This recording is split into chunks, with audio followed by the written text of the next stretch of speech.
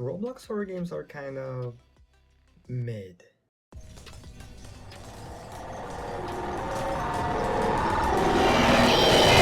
Most of the time when we think Roblox horror game, we usually think of something completely ridiculous, nothing very engaging, just a way to kill time with your friends. Roblox has never been seen as a platform known for its originality when it comes to horror games or well, nearly any other Roblox game out there. Roblox's experience page was and still is absolutely horrid when it comes to showing actually good games and will most likely stay that way. So today I wanted to show you a list of what I personally consider the best horror games that you can find on the platform right now.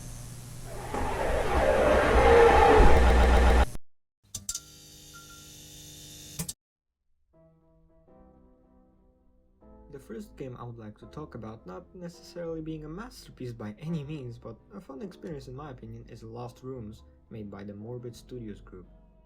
It's a multiplayer survival game based on the backrooms idea that was and still is being absolutely milked by many to this day. Turning a really cool idea popularized by channels like Kane Pixels, who made an incredible series about the whole thing, into something absolutely obnoxious to the point nearly any kid in kindergarten can tell you all about it, not now putting Skibidi Toilet or any other currently trending brain rot out there alongside it. I recommend watching the Beaks video about how the internet ruined the backrooms along with its sequel if you're interested. Games that surround the backrooms idea, whether it's on Roblox, itch, or Steam, usually don't stand out from the rest. You're put into the backrooms, there are different levels with different designs, usually spooky entities, and your goal is to escape. More often than not, you'll find yourself frustrated, wondering where an exit is, or find yourself stuck in a place that requires you to complete some kind of objective that feels more tedious than rewarding. Lost Rooms does it differently.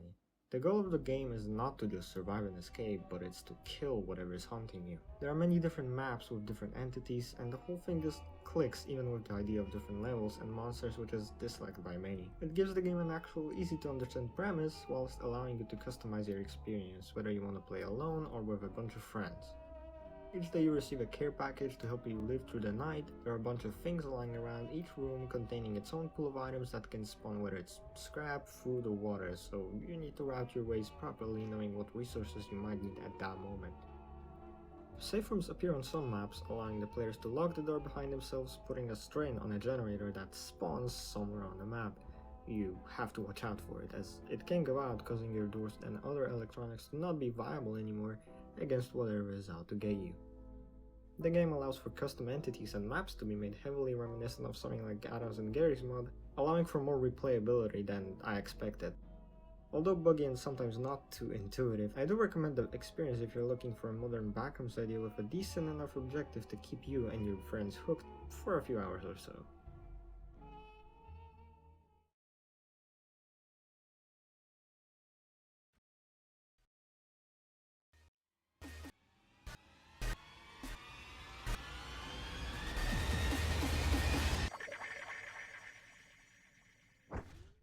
21 by the Worst Experience Group is an absolute gem when it comes to Roblox games. A beautiful recreation of Resident Evil 7's 21 minigame really stood out to me among any other Roblox games due to the attention to detail when it comes to graphics, lighting, QIs, and incredibly fun gameplay, especially when you get your friends on board. And now, I'll explain the rules of the game.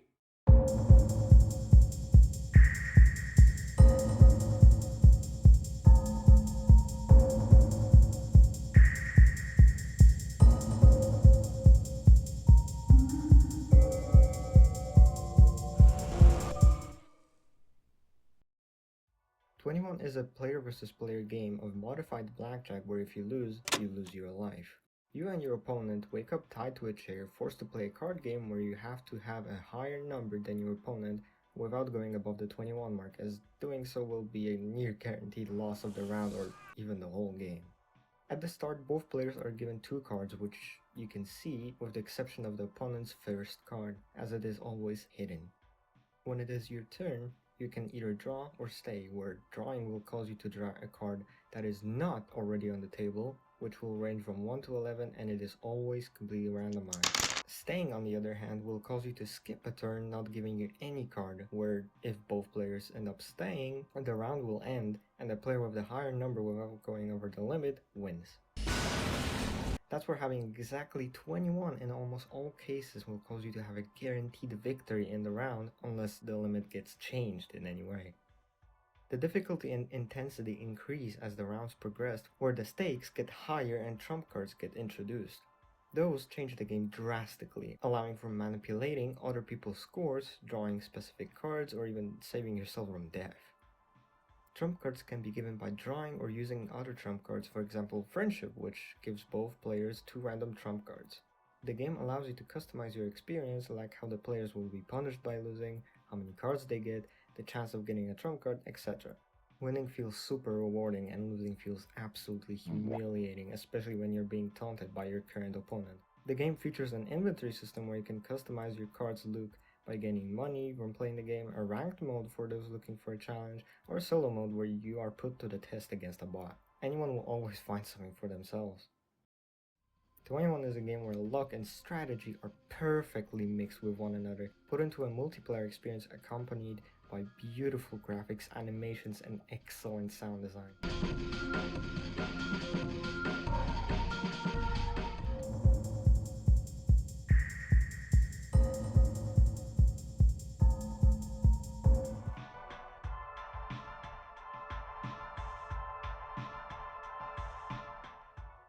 It all shows pure dedication and effort and definitely sets an extremely high bar when it comes to Roblox games. Even if it's just a recreation of another game, in my opinion, it is done absolutely beautifully. I cannot recommend this game enough, seriously, try it for yourself.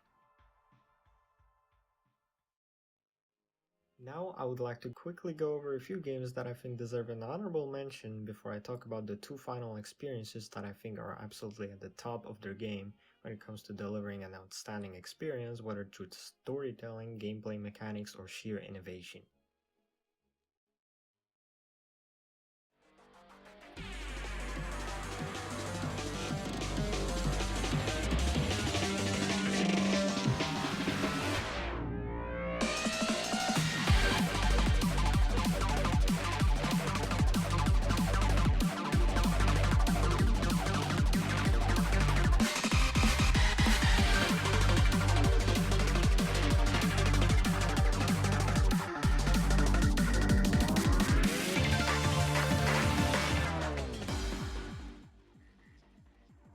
First on our smaller list is Grace by the Farthering Few group.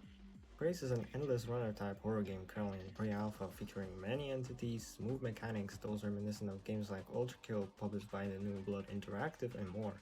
It features different dangers on your path to getting as far as possible, often coming one after another with a constantly ticking timer, which will surely put you on edge at later stages of the run you're currently in.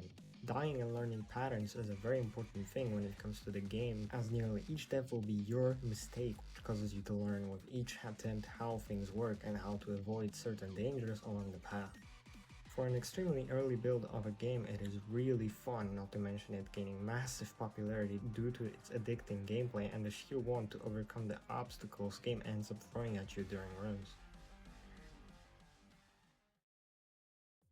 Next game on Roblox that I consider really fun is Death Penalty. Upon entering a match, one person will be randomly executed, and once that happens, the game will truly begin.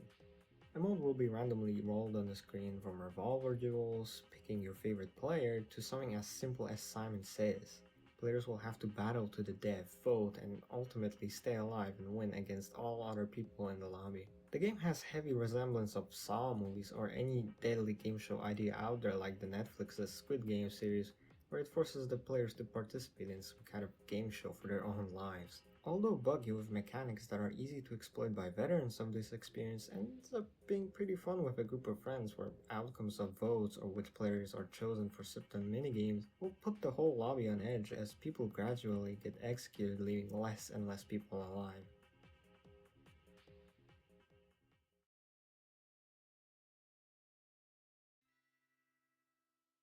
As I go through these games, I start to realize one crucial flaw with this whole video. It's the fact that all of these games were fun to me because I went into most of these completely blind, not knowing what to expect, discovering every little thing by myself, maybe missing some stuff, maybe not. That's what made it incredibly fun. Another thing is that Roblox's discovery page surely does not help with finding good games, as most of the categories on it correlate to player visits, premium benefits, or highest profits instead of showing people what makes these titles fun and engaging. Most of the time it makes it so difficult to find these hidden gems with several hundred active people at best. The next games I want to show you were mostly found using the better discovery experience, which I highly recommend to any Roblox player out there. So instead of me telling you about all these experiences that I personally find fun, why don't you try them yourself?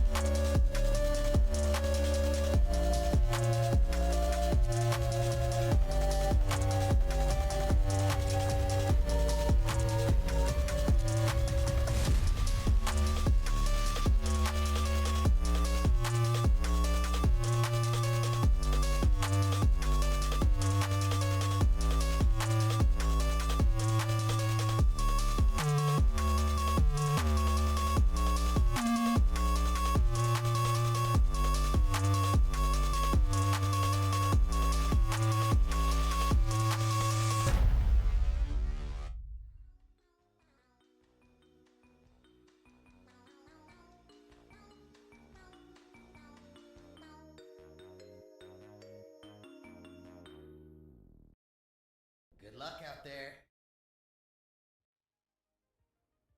Links to every game included in this video, as well as creators I've used fragments of videos from, will be in the description, along with all the music that has already been credited throughout the whole video. Thank you for watching.